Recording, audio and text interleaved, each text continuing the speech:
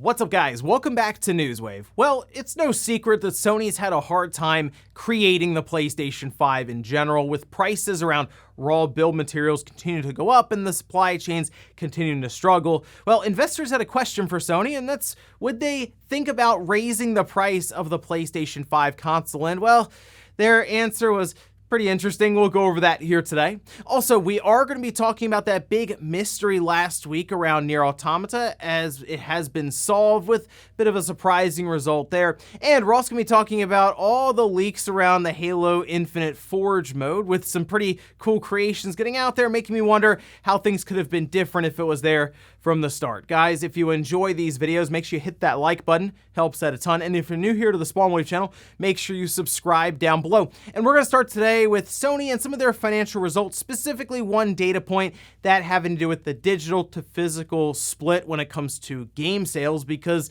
it's actually quite a bit higher than I thought it would be in favor of digital sales. We can see this over on PSU.com. 79% of PS5 and PS4 games sold in Sony's latest quarter were purchased digitally. And I've mentioned before the all-digital future creeping up on us pretty quickly. Well, think about it. We have an all-digital PlayStation 5 now that I'm sure has continued to skew the numbers here. I mean, this is up like 10 or 11% from the previous quarter. It's accelerating here pretty fast. So basically, out of if 5 games sell, 4 of them in this previous quarter were just all digital. Now, it will depend, I think, if there are big-time releases at retail, like in the holiday period where people are buying gifts for others and like God of War comes out, will we then get more of a rebound towards the physical side? Sure, but it's also possible that just more of those all-digital PS5s continue to sell, stack up that install base, and then, well, they have no choice but to go digital.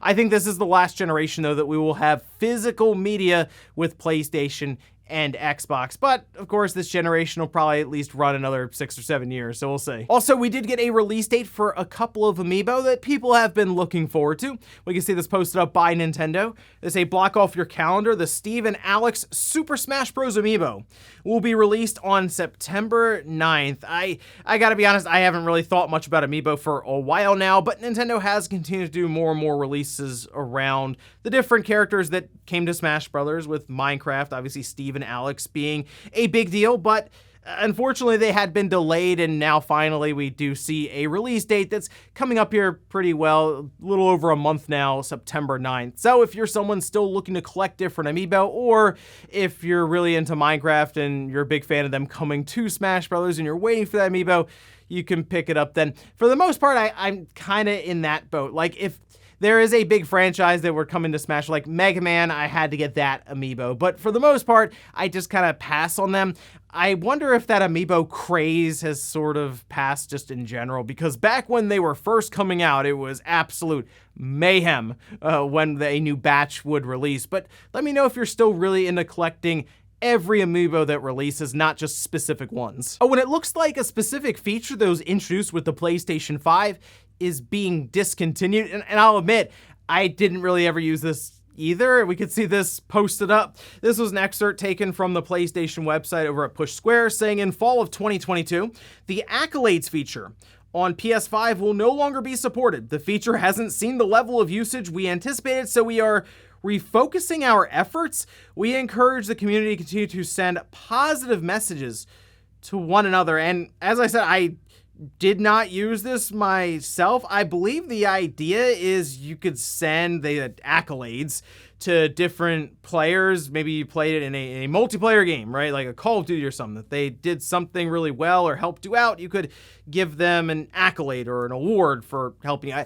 It seems like no one really cared to do that, so they're just kind of moving along from it. So if you were someone who used the Accolade stuff, you won't be using it much longer. They said fall 2022. I feel like they're just going to post the discontinuation at some point with a PlayStation blog update in a couple of months. And guys, with some of the quick news out of the way, let's get into the bigger stuff. Let's start right away with Sony and their financial report that kind of led into the questioning around the PlayStation 5 price. Let's head over first, this gamesindustry.biz. They have a nice little summary here going over all the numbers. There was one in particular that really stood out to people and caused quite the conversation online. But like standard, the sales, 17.3 billion, that's up 2% year on year. Now, this is the first quarter of the fiscal year. That's April, May, and June for 2022, comparing to 2021's same time period there. And if you think about it, Sony didn't really release anything in 2022 during that time period, whereas in 2021, they had several games. They had Returnal, Ratchet and Clank, they had an MLB The Show that launched in that time period. Not much here, which if you then compare across the board, the full game PS4 and PS5 software sold was down 26%. That with the raising of expenses because the Bungie deal, which cost $3.7 billion, was included here, means that their overall operating income, or just their profits, were down 37% from last year. And I'll admit, that is a big number, 37% decline when it comes to profits. Sony, of course, has a bunch of reasoning as to why, with macroeconomics when it comes to the exchange rate between the yen and the dollar, and the fact that we are comparing to a more inflated time in gaming with software sales, since a lot of people were inside, right? Lockdowns were going on and people were just looking around as to ways to entertain themselves at home, whereas now people are going outside, which is that's just getting in the way of all of these profits. So I think when we get closer to the holiday time period and Sony has releases with Last of Us Part 1 coming up, and obviously the big one being God of War Ragnarok, and then they have like the Call of Duty release, which we'll see how that goes in the coming years, but they'll also have third-party stuff to go alongside of that. That should, I think, put them in a better position, even when compared to last year. However, Sony was asked about the pricing for the PlayStation 5 because other goods are going up in price. We just talked about the Meta headset, the Quest 2, that just jumped $100 and that was it. They just ripped the band-aid off. Hey, everything's more expensive now. This Meta headset's going up to $400 or $500, even more so in other regions. So people were asking, hey, are you guys gonna raise the price? We can see this from Sony saying about a potential price increase for the PS5. At this point in time, there is nothing specific I can share with you about prices. So this is from their chief financial officer, Hiroki Totoki, transcribed by VGC. And I don't think Sony was gonna sit there and say, yes, we are raising the price on the PS5 starting tomorrow. That just wouldn't work. Sony's gonna have to be kinda careful, but also smart about how they would go about that, because I think there is a future where we do get a more expensive PS5 and not even like a PS5 Pro. That's something they could do, but that would then raise I would say the expense around the system itself. Parts costs would go up then. And in Sony's mind, if they can figure out a way to have their own Switch OLED, where Nintendo technically raised the price of the Switch $50. Yes, I know they raised the internal storage. Yes, they have an OLED display. Do you think all of that combined was worth $50 more? Probably not. I think Nintendo realized they could raise the price by doing things like OLED as the marketing. In this case, Sony could think about this and go, okay, what can we change with the PS5 that in marketing terms would make it feel like it's worth $50 or $100 more? Could they go up to a 2 terabyte system and it's $600, but on the back end it doesn't cost them that much to kind of raise the price? That is one possibility. They could also go the opposite direction and just revise the system and introduce a slim model, but it's actually cheaper to build the $500 system then at that point through some different engineering stuff they could do. So they could go a couple of routes with this one. I think if they can just keep it at the $500 and $400 price and just work to make the system in terms of parts to build cheaper, or at least keep it where they are now as prices are fluctuating around, eventually the parts costs will probably stabilize more or less. So I don't think they want to have that sticker shock of the PS5 is just more money now, because that would be tough to navigate, especially since they are also competing with Microsoft and their Xbox Series, and I don't think Microsoft's looking to raise that price anytime soon. In fact, they'll just eat the cost if they have to keep the Series X where it is and that Series S sitting down at $300. So I think Sony's gonna have some interesting times to navigate here over the next year or two. If anything, like I said, maybe a PS5 Slim. It definitely needs it either way. Next up, let's talk about Wolong Fallen Dynasty. This appears to be the thing that's up next for Team Ninja after Nioh, and they showed it off at that Xbox Showcase event, but there really isn't any like sizable amounts of gameplay or anything there, and it's gonna be in like the Souls like genre and all of this. It's coming out early 2023. We did get some new details for it. We can see this posted up over on Twitter. They say there's gonna be a character creator, challenging gameplay, all that we kind of expect, a new morale system, which is interesting, weapons used with Chinese martial arts, famous warlords from the Three Kingdoms, creatures and fiends from Chinese mythology. See, that could be really cool to see what kind of bosses and large enemies they come up with. That's generally a pretty big standout that we've had in like the Neo series, so that could be kind of cool. Sorcery, online multiplayer, and the big thing here is a gameplay trial in the near future. So we've seen them do network tests with the different titles, demos, or anything like that with Neo. So I like the idea of getting a Wolong Fallen Dynasty demo here pretty soon, I guess. I mean, if it's coming out early 2023, I'm thinking first quarter then, so like January or February would come out. Maybe we can get this demo before the end of this year, potentially like October or November, because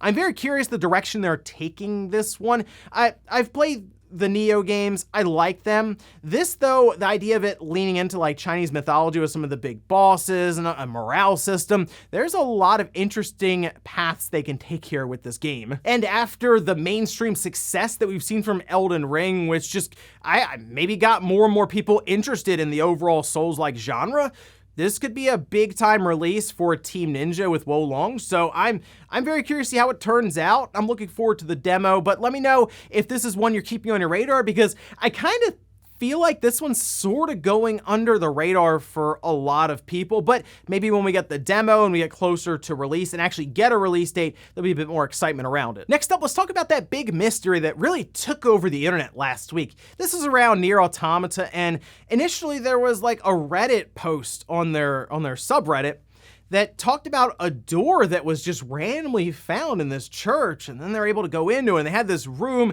that started to do some very weird things, and they continued to post up on Reddit to the point where people were wondering if it was developers running some sort of viral marketing campaign, maybe to get ready for a big announcement. It's not unusual necessarily, at least it's been done before, where a game will be announced in another game. I'm thinking of like Call of Duty Warzone, or like them just alluding to the next Call of Duty or something in there.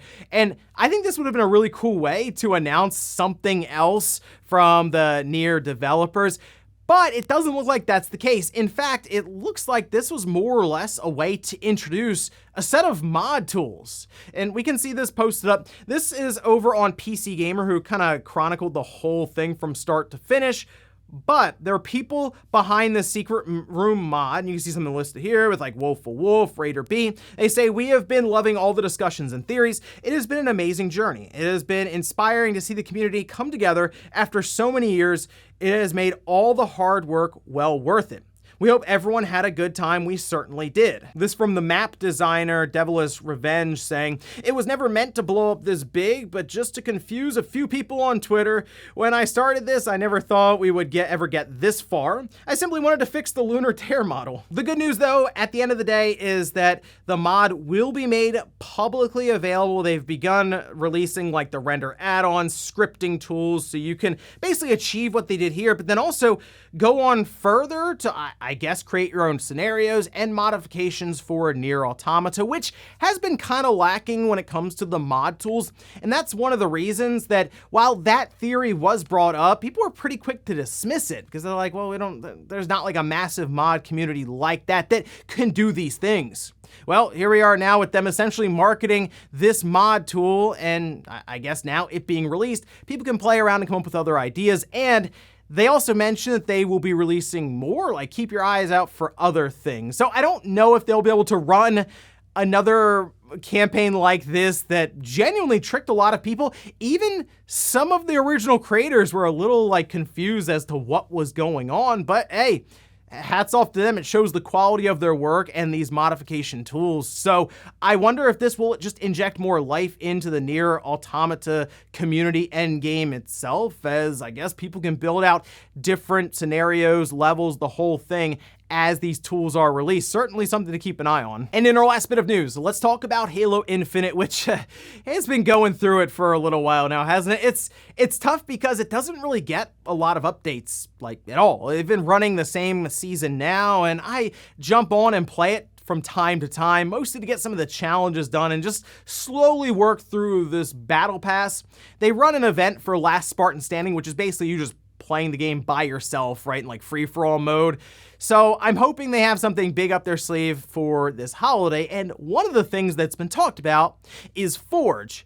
I think that would be an awesome idea because if you let the community start to build stuff out, it would then take the pressure off of 343 since there could be continuous releases and updates from just fans of the game. And in fact, some of those creations have already been getting out there because they're technically flighting Forge mode now, which is basically playtesting. All right, try it out, see if you can break it. And instead, there's been some pretty cool stuff. Take a look at this, for example. This was over from Infinite Forges. Halo Infinite meets Doom. I forged this area using the lava pit on the big team battle map Breaker. Enjoy. And this looks pretty cool. It does kind of have that Doom vibe. Like, I mean, we kind of have joked around or pictured the idea of id making a Halo game, and it'd probably look a little different than this, but this does at least have that same feel of it. And then, of course, because you figured this would happen, someone decided to make the hallway from PT in Halo Infinite. That's just something that tends to happen in a lot of different creative systems, where you can, like Dreams, for example, people, of course, wanted to build PT, and now apparently people are doing it in Halo Infinite. And while it looks, I'd say, good enough. It's not like one-to-one or anything, but still think about just some of the creative things that people are already building in a time where it's supposed to be in closed beta and you're not technically supposed to be sharing this stuff. And this, to me, is the key factor in Halo Infinite regaining some popularity and interest from the community, is to involve them. As soon as this Forge beta goes live later on this year, there needs to be a community tab set up. They have to have it so that these different maps, modes, all this stuff can be shared easily. And in fact, I think it'd be cool if you could vote in-game if something's good, if it's broken, and if it gets to a certain point, you have like the week's best builds or maps, and they get cycled into the actual playlist for Team Slayer or Big Team Battle. I mean, there could be so many really cool things that happen here. And then 343 could be freed up to create official maps and different things with these events, and not have to worry so much about doing all these other things to keep the game feeling fresh. The community will legitimately do it for you. They've been doing that since Halo 3. And at this point, after seeing just a couple of these creations, that's the thing I'm looking forward to the most right now. Not like campaign co-op, which that again should have been there from the start. It's Forge mode, because I think that is what this game desperately needs right now. But let me know if you've seen any of these Forge creations floating around and which one's your favorite right now. And before we go to the comment of the day, we're gonna take a look at the poll that I posted up yesterday, where I ask, have you used the remote play feature on your phone or tablet for either PlayStation or Xbox? 7% just say yes, I use it a lot.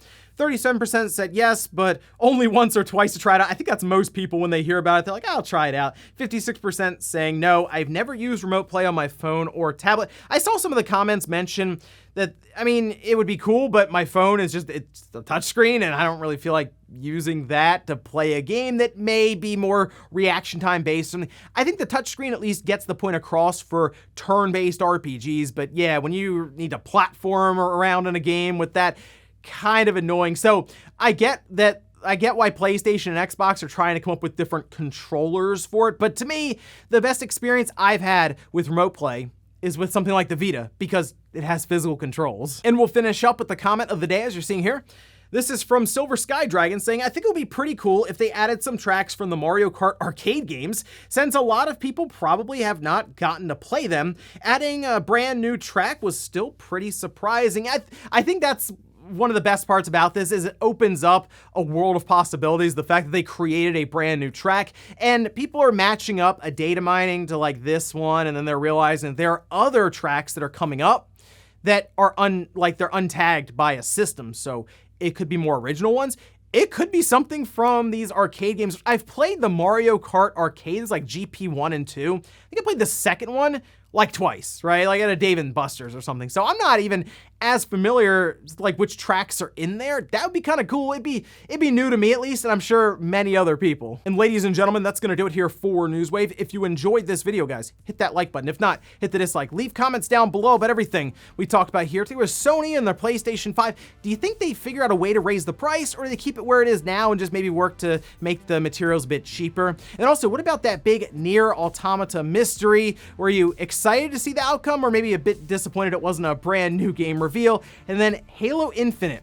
Is Forge mode the most important thing for it right now? Thanks guys for watching, and I'll see you next time.